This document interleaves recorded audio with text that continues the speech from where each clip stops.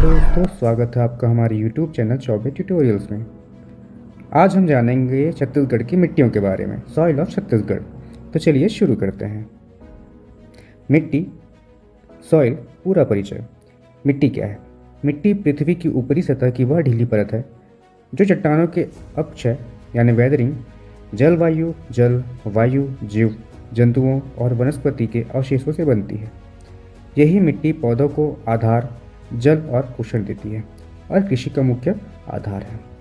क्योंकि मिट्टी में ही फसल उगती है, तो इसलिए मिट्टी ही कृषि का मुख्य आधार है। मिट्टी शब्द की उत्पत्ति। हिंदी में मिट्टी शब्द की उत्पत्ति कैसे हुई, इसे जानते हैं। मिट्टी शब्द संस्कृत के मृत्तिका से निकला है। मृत्तिका का अर्थ है पृथ्वी की सतह की धूल या वह धरती जिसमें पौधे उगते हैं। यही शब्द आगे चलकर हिंदी व अन्य भारतीय भाषाओं में मिट्टी कहलाया। सॉइल शब्द की उत्पत्ति। इंग्लिश में मिट्टी को सॉइल कहते हैं। सॉइल शब्द की जड़ लैटिन भाषा में है। लैटिन का शब्द सोलम प्रयोग होता था, जिसका अर्थ है धरती, जमीन या भूमि की सतह। बाद में यह शब्द ओल्ड फ्रेंच में सोइले बना और फिर इंग्लिश में सॉइल बन गया, जिसका अर्थ है धरती की उपजाऊ ऊपरी सतह जिसमें पौधे उगते हैं। मिट्टी का वैज्ञानिक अध्ययन। मिट्टी विज्ञान यानी सॉइल साइंस की दो मुख्य शाखाएं हैं। पहला pedology, Greek pedon is equal to soil, मिट्टी, प्लस लोगोस, स्टडी, अध्ययन। अर्थात पेडोन प्लस लोगोस। लोगोस का अर्थ आप सभी को पता होगा, अध्ययन होता है, और पेडोन का अर्थ होता है मिट्टी। तो पेडोलॉजी का अर्थ होता है मिट्टी का अध्ययन, मतलब मिट्टी की उत्पत्ति, संरचना और वर्गीकरण का अध्ययन। लाल दोमट मिट्टी, चौथा है लेटराइट मिट्टी और पांचवा है काली मिट्टी। चलिए इसे अब बारी बारी से वन बाय वन इनके बारे में बेसिक से लेकर एडवांस तक जानते हैं। सबसे पहले जानते हैं लाल पीली मिट्टी के बारे में। इसका निर्माण और रंग। यह मिट्टी ग्रेनाइट, शिस्ट एवं आर्कियन चट्टानों के अपरदन से बनी है। इसका रंग लाल होता है क्योंकि इसमें फेरिक ऑक्साइड Fe2O3 अधिक पाया जाता है। पीला रंग फेरिक ऑक्साइड के जल योजन से उत्पन्न होता है। इसकी विशेषताएं कुछ इस प्रकार हैं कि इसकी प्रवृत्ति अम्लीय होती है, जिसका pH मान 6.8 होता है। इसमें चीका क्ले की मात्रा 35 से 45% तक होती है। रेत की मात्रा अधिक होने से अफा अच्छा होता है, लेकिन जल धारण करने की क्षमता सीमित रहती है। यह प्रदेश की दूसरी सबसे उपजाऊ मिट्टी मानी जाती है। पहली काली मिट्टी है। उपज और महत्व। इस मिट्टी में धान, अलसी, तिल, ज्वार और मक्का जैसी अन्य फसल होते हैं। प्रदेश की लगभग 30% कृषि इसी मिट्टी पर आधारित है। इसमें चूना, लोहा और रेत की मात्रा अधिक होती है। इसमें नाइट्रोजन और ह्यूमस की कमी पाई जाती है। ज़्यादातर छत्तीसगढ़ की मिट्टियों में नाइट्रोजन और ह्यूमस की कमी पाई जाती है या अभाव पाई जाती है। अब जानते हैं छत्तीसगढ़ में यह कहाँ कहाँ पाए जाते हैं। वितरण व विस्तार। यह मिट्टी छत्तीसगढ़ के लगभग 50 से 55% क्षेत्रों में फैली हुई है, अर्थात आधे छत्तीसगढ़ में यह मिट्टी पाई जाती है। ऊंचाई के हिसाब से यह कन्हार मिट्टी से ऊंचाई पर और भांटा मिट्टी से निचाई पर पाई जाती है। इसका वितरण मुख्य रूप से 3 क्षेत्रों में होता है। पहला महानदी बेसिन, रायपुर, दुर्ग, बिलासपुर, धमतरी, महासमुंद, कोरबा, रायगढ़ और कबीरधाम। पूर्वी बघेलखंड पठार, सीतापुर का पूर्वी भाग, अंबिकापुर का दक्षिणी क्षेत्र, सूरजपुर और प्रतापपुर। तीसरा है दंडकारण्य पठार, कोटरी, इंद्रावती, शबरी, महानदी और गोदावरी के मैदानी भाग। अब जानते हैं लाल बलुई या लाल रेतीली मिट्टी, जिसका स्थानीय नाम टिकरा मिट्टी है। छत्तीसगढ़ की प्रमुख मिट्टियों में से एक है लाल बलुई या लाल रेतीली मिट्टी। इसे स्थानीय भाषा में टिकरा मिट्टी कहा जाता है। यह मिट्टी मुख्यतः बस्तर की उच्च भूमि के ढालों पर पाई जाती है, अर्थात बस्तर की उच्च भूमि वाले इलाकों में ढालों पर पाई जाती है। इसका निर्माण आर्कियन व धारवाड़ क्रम के चट्टानों के अपरदन से हुआ है। इसमें ग्रेनाइट और निच चट्टानों के अवशेष भी पाए जाते हैं। इसकी प्रकृति अम्लीय होती है। इसका रंग लाल होता है क्योंकि इसमें लौह तत्व की अधिकता होती है। यह मिट्टी कम उपजाऊ मानी जाती है। यह बाकी मिट्टियों से अपेक्षाकृत कम उपजाऊ मानी जाती है। इसमें उगाई जाने वाली प्रमुख फसलें हैं कोदो, कुटकी, ज्वार, बाजरा और रागी अर्थात मोटे अनाज, जैसे कि कोदो, कुटकी, ज्वार, बाजरा, रागी। इस मिट्टी में लौह तत्व और रेत की अधिकता होती है, जबकि इसमें नाइट्रोजन और ह्यूमस की कमी होती है। जैसा कि मैंने पहले भी बताया है, छत्तीसगढ़ के मिट्टियों में नाइट्रोजन और ह्यूमस की कमी होती है। इसका विस्तार छत्तीसगढ़ के लगभग 25 से 30% भाग में है। मुख्य क्षेत्र हैं दंतेवाड़ा, बस्तर, कांकेर, मोहला, मानपुर चौकी और बालोद जिले का दक्षिणी हिस्सा अर्थात बालोद जिले का दक्षिणी हिस्सा। अब जानते हैं लाल दोमट मिट्टी के बारे में। छत्तीसगढ़ की प्रमुख मिट्टियों से एक है लाल दोमट मिट्टी। इसका निर्माण नीस, डायोराइट जैसी चिका प्रधान व अम्ल रहित चट्टानों से हुआ है। इसकी जनक शैल और आर्गियन ग्रेनाइट मानी जाती है,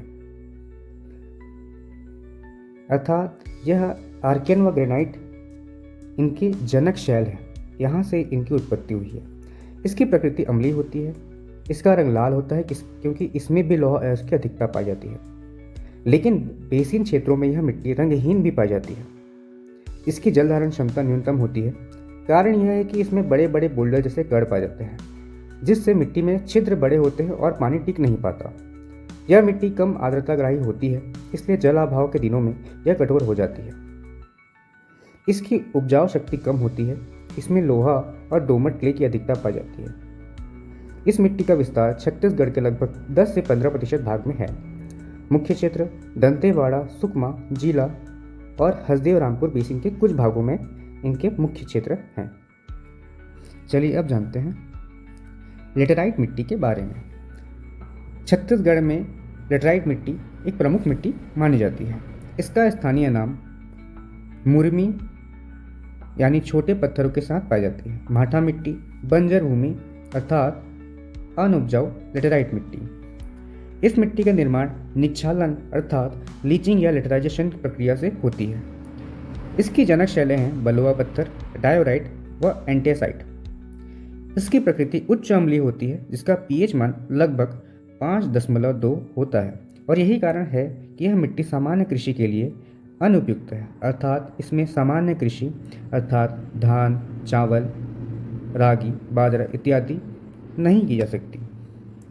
इसका रंग लाल भूरा कत्थई रंग का होता है।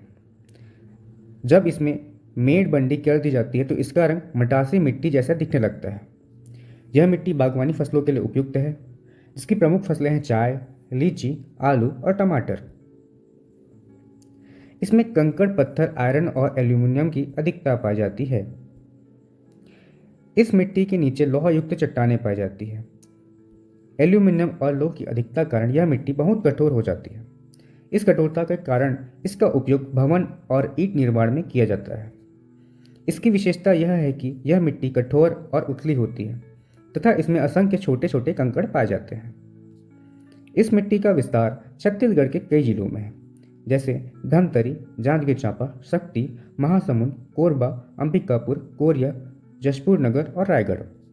यह मुख्यतः कुटकों के शिखर अर्थात उच्च भूमि पर पाई जाती है, जहां इसका रंग लाल भूरा होता है।